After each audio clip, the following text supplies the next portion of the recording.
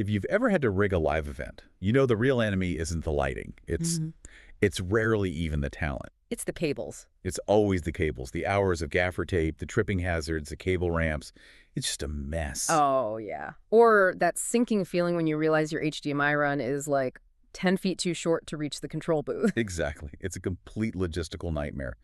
But today, we're digging into a piece of hardware that claims it can finally solve that old trade-off between reliability and, convenience. Right. We're looking at the DVDO C7WIFI-1-Rx wireless receiver.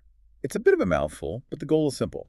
This thing is designed to cut the cord for 4K PTZ cameras. And that's a big deal. It is. So the mission for this deep dive is to figure out if this little box can actually deliver. Because, when you say wireless video in a pro setting, AV engineers get a little nervous. You start thinking about latency, signal drops, interference, all of it. So how is this thing actually pulling it off? What's under the hood? Well, it really starts with the tech stack.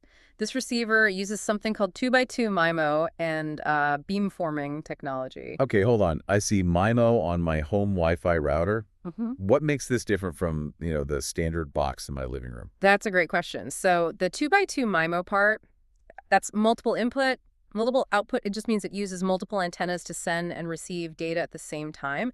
But the beamforming, that's the secret sauce here. So it's not just spraying the signal out everywhere. Exactly. It focuses the wireless energy directly toward the camera it's talking to. And that focus link lets them push a massive 300 megabits per second of throughput. Whoa, okay, 300 megs. But wait, the specs say this is a point-to-multipoint system. It can link with up to 8 cameras. That's right. One single receiver unit can connect with up to 8 of their C7WIFI cameras at the same time. But hang on.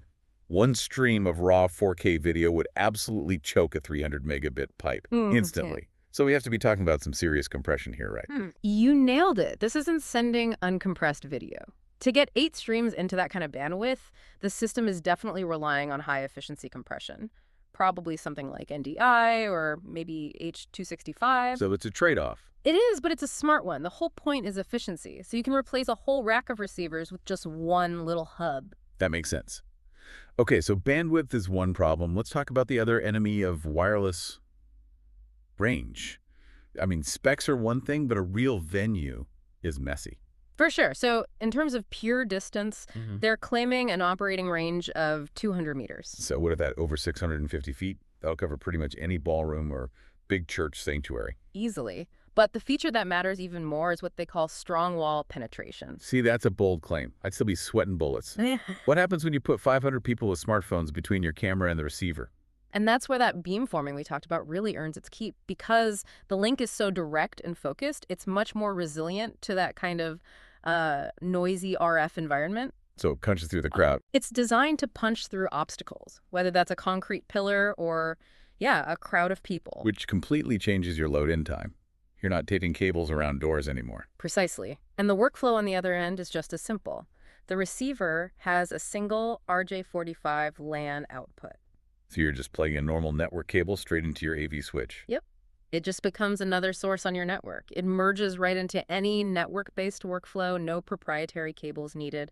Plus, it has automatic camera discovery. Oh, that's huge. I can see that being a lifesaver for temporary gigs.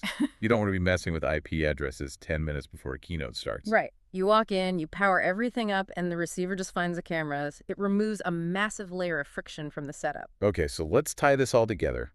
The unit costs, what, about $1,300? That's not cheap. It isn't, but you have to look at what it's replacing.